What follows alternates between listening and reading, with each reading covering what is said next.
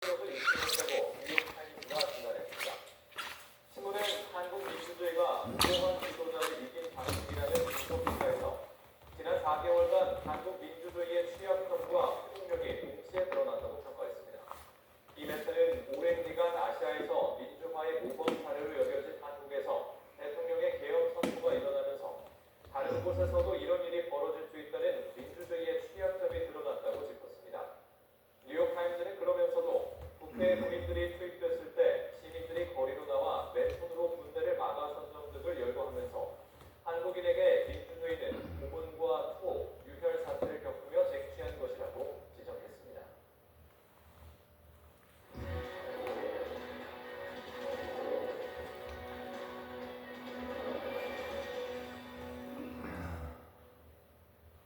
전 세계 주요 소식을 빠르게 전해드리는 글로벌 오늘입니다. 한국인 유학생이 대만 관광지 길거리에서 현지인에게 흉기에 찔렀다고 대만 매체들이 보도했습니다. 현지 경찰에 따르면 대만의 명동으로 불리는 타이베이 신원町에서 6일 오전 6시 20분쯤 20대 한국인 신모 씨가 30대 대만인 남성이 휘두른 흉기에 찔려 병원으로 옮겨졌습니다. 신 씨는 생명에는 지장이 없는 상태로 회복 중인 걸로 알려졌습니다. 경찰은 차를 타고 도망간 용의자 저우 씨를 추격해 30여 분 만에 체포했습니다. 당시 술에 취해 있던 저우 씨는 한국인 대학생 3명과 말다툼 후 분풀이로 본인의 차에서 흉기를 가져와 휘둘렀다고 주장하는 걸로 전해졌습니다. 경찰은 저우 씨를 살인 미수 등의 혐의로 타이베이 지검으로 송치했습니다. 지난달 28일 미얀마에서 발생한 강진으로 인한 사망자가 약 3,500명으로 늘었습니다. 현지 시간 6일 미얀마 군사정권은 국영 매체를 통해 사망자 수가 3,471명, 부상자가 4,601명으로 집계됐다고 밝혔습니다. 또 지진으로 건물 약 5,200채, 학교 1,800여 곳, 불교사원 2,700곳 등이 피해를 봤다고 덧붙였습니다. 국제사회의 도움 속에 수색이 계속되고 있지만 생존자 구출 소식은 며칠째 전해지지 않고 있습니다. 한편 미얀마 지진 영향으로 공사 중인 건물이 붕괴한 피해가 발생한 태국 방콕에서는 사망자가 24명으로 늘었고 77명이 잔해에 매몰된 걸로 추정됩니다. 도널드 트럼프 대통령표 정책에 반대하는 진보진영 주도의 시위가 미국 전역에서 벌어졌습니다. 오바마 전 대통령과 카멀라 해리스 전 부통령은 트럼프 행정부를 공개 비판했는데요. 강제 기자입니다. 현지 시간 5일 미국 매사추세츠주에 있는 한 공원이 트럼프를 규탄하기 위해 거리로 나온 시위대 수천 명으로 가득합니다. We object to the everything that Donald Trump is doing, basically in terms of his power grab and all the damage he's doing to the economy and to democracy. 이날 워싱턴 DC 내셔널몰에서 열린 집회에만 수만 명이 참여하는 등 미국 전역에서 1,200건 이상의 시위와 행진이 펼쳐졌습니다. 이번 시위 타이틀은 손을 떼라는 의미의 핸즈 오프로 민권단체와 노동조합, 성소수자 권익옹호단체 등 150여 개 단체가 참여했습니다. 공격적인 연방정부 구조조정을 주도하는 일론 머스크 테슬라 최고 경영자에 대한 반대 구호도 크게 울려 퍼졌습니다. 반대 시위는 런던과 파리, 베를린 등 유럽 주요 도시에서도 열렸습니다. 민주주의적 가치를 부정하고 관세 폭탄 등으로 자유무역 질서를 파괴하는 각종 트럼프표 정책에 대한 항의 시위가 전 세계적으로 전개된 겁니다. 미국의 전직 지도자들도 트럼프 행정부를 공개적으로 비판했습니다. 오바마 전 대통령은 현 정부가 국민의 권리를 심각하게 침해하고 있다고 지적하는 한편 트럼프발 관세 전쟁이 미국에 도움이 되지 않을 것이라고 말했습니다.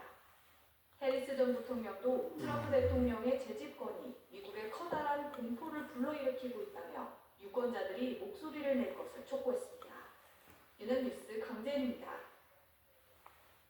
도널드 트럼프 미국 대통령의 관세 전쟁이 국제 무대에서 중국의 입지만 넓혀주는 결과를 낳을 거란 경고가 나왔습니다. 중국은 이제 미국을 상대로 보복 관세를 빼는 가운데 중국 시장이 미국의 대안으로 주목받고 있다는 관측입니다. 베이징에서 배삼진 특파원이 보도입니다. 그간 중국 견제에 동참했던 유럽과 동남아 국가들의 일제히 상호 관세를 부과한 도널드 트럼프 미국 대통령.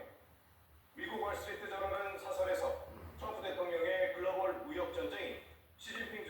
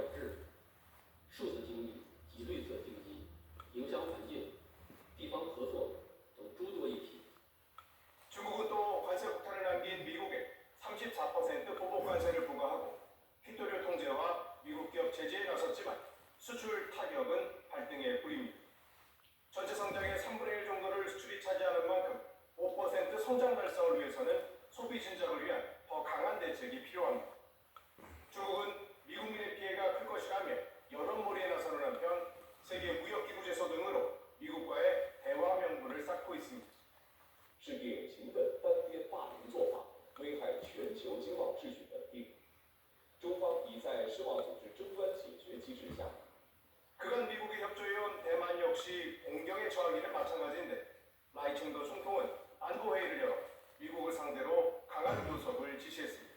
베이징에서 연합뉴스TV 배성진입니다.